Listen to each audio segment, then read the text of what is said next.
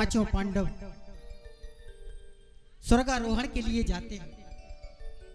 इनके पुत्र हैं महाराज परीक्षित। परीक्षित जी महाराज बड़े हो गए और इनको राजगद्दी पर अभिषिक्त किया। कहा बेटा जीवन में 3 बातें ध्यान रखना। अतिथि का सम्मान करना, और जो भी महाराज शरणागति आ जाए तो उसको शरणागति प्रदान करना, और कभी भी आंखों के सामने पाप होते हुए मत देखना। और सुंदर आशीर्वाद दिया महाराज परीक्षित, राजगद्दी पर अभिषिक्त किया और पांचों पांडव स्वर्गारोहण के लिए चल दिए।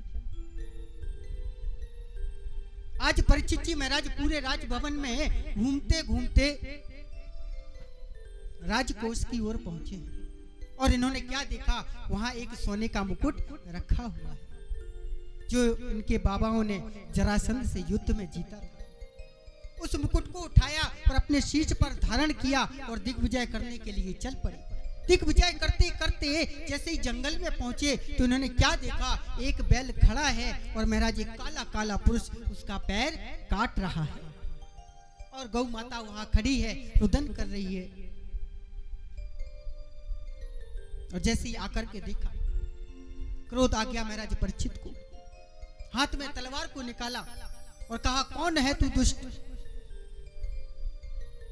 और जैसे ही महाराज उस पुरुष ने महाराज परीक्षित को देखा, सामने हाथ जोड़ करके खड़ा होगा, महाराज मैं और कोई नहीं, साक्षात कलयुग।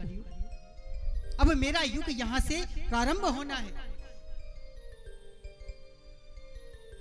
तो महाराज परीक्षित कहने लगे, मेरे राज्य की सीमा से बाहर निकल जा, नहीं तो जीवित नहीं छोड़ूंगा। तब जाकर के महाराज कलयुग ने राजा परीक्षित से कुछ जगह मांगी। कहा, महाराज एक काम करो, कुछ जगह मुझे दे दो जहां मैं रह लूंगा। बोले ठीक है। तो महाराज परीक्षित ने महाराज कलयुग को 4 जगह रहने के लिए दी। कितनी जगह दी? 4 जगह दी। सबसे पहले जो जगह दी महाराज जुआ में कलयुग, जो हमारे भाई बहन ताश खेलते हैं, जुआ खेलते हैं, उसमें कलयुग। दूसरी जगह जो दी मदरा में दी, शराब में कलयुग का वास।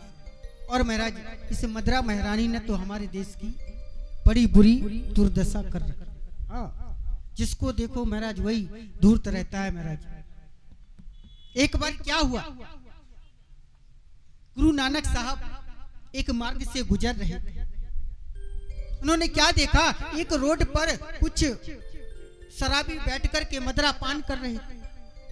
गुरु नानक जी पास में आए और आकर के कहने लगे, अरे भाई ये आप क्या कर रहे हो? बोले कुछ नहीं, इस गिलास में मदरा है।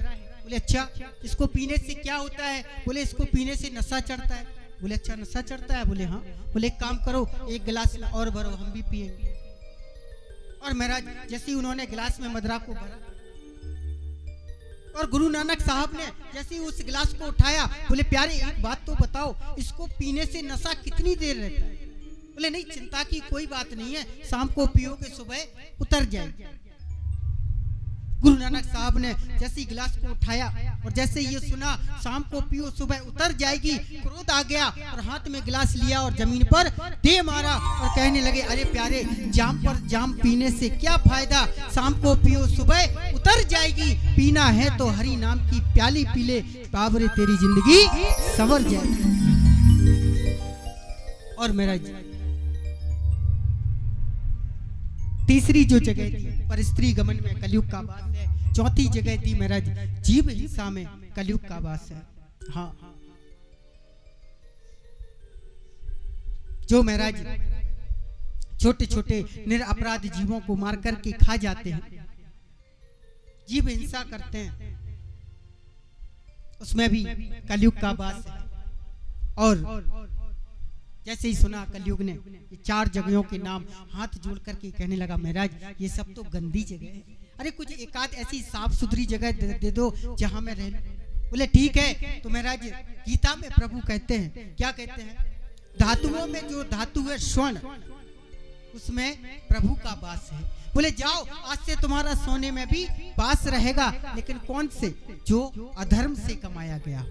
जो धर्म से कमाया गया सोना, उसमें कलयुग का वास नहीं है। जो अधर्म से कमाया गया हो। बोले ठीक है, हमारा काम बन गया। और महाराज कलयुग गया और महाराज परीक्षित जो मुकुट पहने हुए थे उसमें जाकर के बैठ गए और महाराज परीक्षित चलने लगे।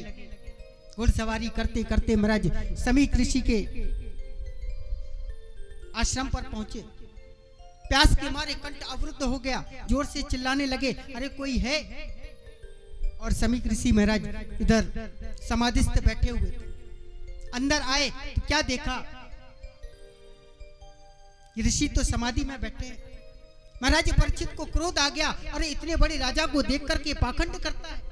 और हाथ से महाराज तीर को निकाला। एक तक्षक जाति का सर्प मरा हुआ पड़ा था, बाण की नोक से उसको उठाया और समीक ऋषि के गले में डाल दिया और महाराज वहां से चले गए। श्रृंगी ऋषि आए, आकर के जब इस दृश्य को देखा क्रोध आ गया और हाथ में जल लिया। जल लेकर के महाराज श्राप दे दिया, जिस दुष्ट ने भी ये अपराध किया है ठीक आज से 7वें दिन उसकी इसी सर्प के काटने से उसकी अकाल मृत्यु हो जाए। ऐसे ही श्राप दिया।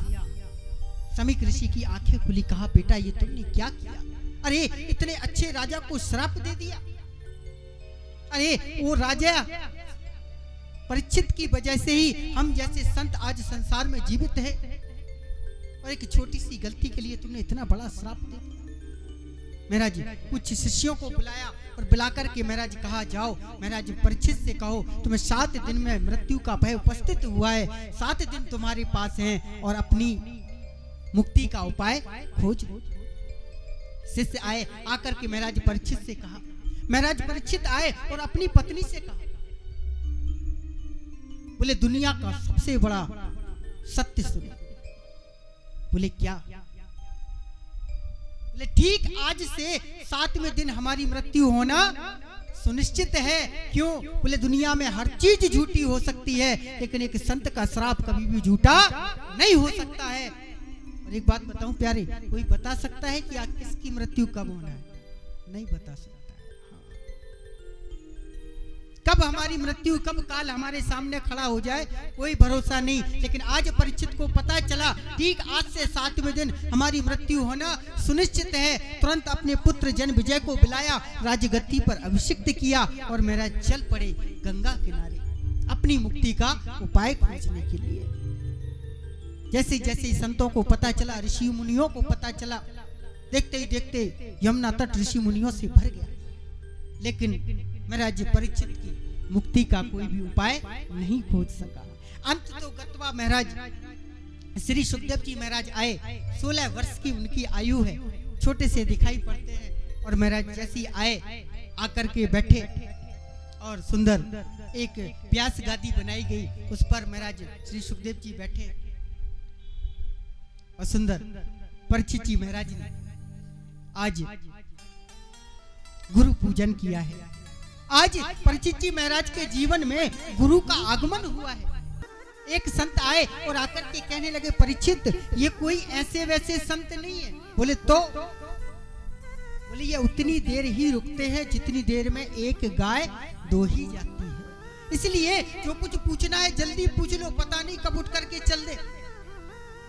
तो तुरंत महाराज गुरु पूजन को विराम दिया और हाथ जोड़ करके कहने लगे, हे गुरुदेव मेरे मन में कुछ जिज्ञासा। बोले हाँ कहो, क्या बात है? और महाराज परीक्षित कहने लगे, मरिय मानस्य किम कर्तव्य। बोले जल्दी मरने वाले को क्या करना चाहिए? बड़े ध्यान से सुनना, बड़ी प्यारी कथा। क्या बोले? मरिय मानस्य किम कर्तव्यम, जल्दी मरने वाले को क्या करना चाहिए? जैसे ही सुना सुखदेव जी हैरान, बोले राजन ये कैसा प्रश्न पूछा? मरिय मानस्य किम कर्तव्य। अरे आपको नहीं पता हमारे शास्त्र क्या कहते हैं, ग्रंथ क्या कहते हैं? अरे कम से कम 100 वर्ष तक तो जीव को जीना ही चाहिए। हाँ जीना चाहिए कि नहीं? कौन कौन जीना चाहता है 100 वर्ष तक? हाथ उठा के दिखाओ। कोई जीना नहीं चाहता। अरे राम राम। हाँ बोले शास्त्र कहते हैं, ग्रंथ कहते हैं जीव को कम से कम 100 वर्ष तक तो जीना ही चाहिए, कंपलसरी है। हाँ मरना नहीं चाहिए, बीच में नैया डूबनी नहीं चाहिए। प्रेम से बोलिए जय श्री राधे।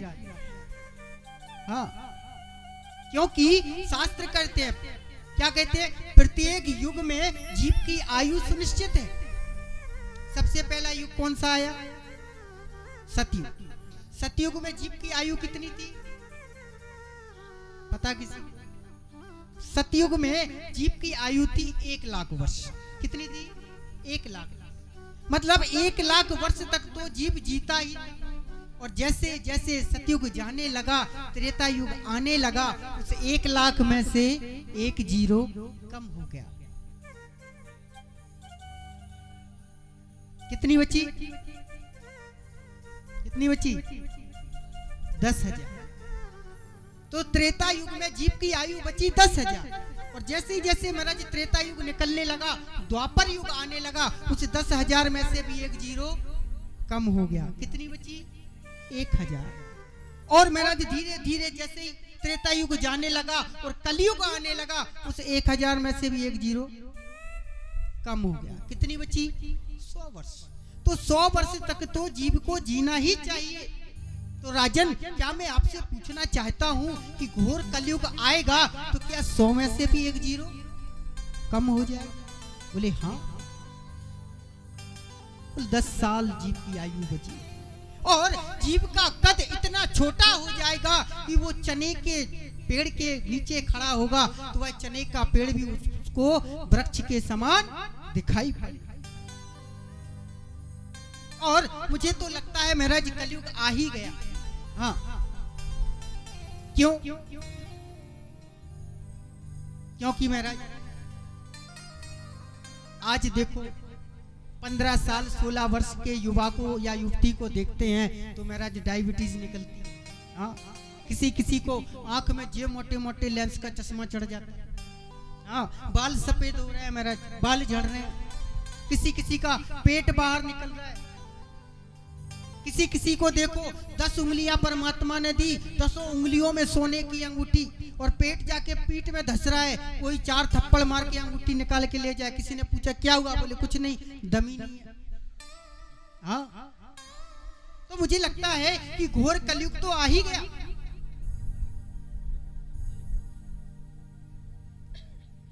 तो महाराज आज जैसे श्री सुखदेव जी महाराज ने सुना कि मरिया मानस से किम कर्तव्यम, जल्दी मरने वाले को क्या करना चाहिए, तो श्री सुखदेव जी महाराज कहते हैं राजन, जल्दी मरने वाले को एक ही काम करना चाहिए। बोले क्या? श्वास श्वास पर कृष्ण भज, प्रथा श्वास जन खोय, ना जाने आसास की आवन होए न। प्रत्येक श्वास पर भगवान के नाम को भजना चाहिए। पता नहीं जो सांस हमने ले ली वह वापस आएगी कि नहीं आएगी, इसकी कोई गारंटी है? कोई गारंटी नहीं। इसलिए प्रत्येक श्वास पर महाराज भगवान के नाम को भजना चाहिए।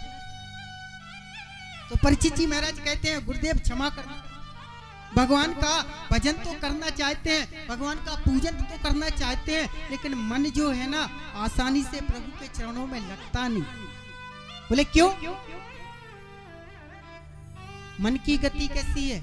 बड़ी अटपटी है। आपको एक राज की बात बताऊं, दुनिया में सबसे तेज चलने वाली चीज कौन सी है पता आपको? मन। मन से तेज कोई नहीं चल सकता। आप इधर बैठे हो कथा पांडाल में, आंख बंद करो, 1 सेकंड के लिए ध्यान लगाओ कि महाराज हमें जयपुर जाना है। आप इधर बैठे रहोगे और मन जयपुर की गलियों में डोलता नजर आएगा। हाँ, सबसे तेज चलने वाली चीज मन है। बोले जैसे ही भगवान का भजन करने के लिए माला हाथ में उठाते हैं ना, सिर्फ क्रिया रह जाती है, मन तो पता नहीं कहां कहां भटकता है। तो मन आसानी से लगता नहीं। सब्सक्राइब करें ध्रुव कृष्ण जी के YouTube चैनल को और हमारे वीडियोस को सबसे पहले देखने के लिए बेल आइकन को दबाना न भूलें।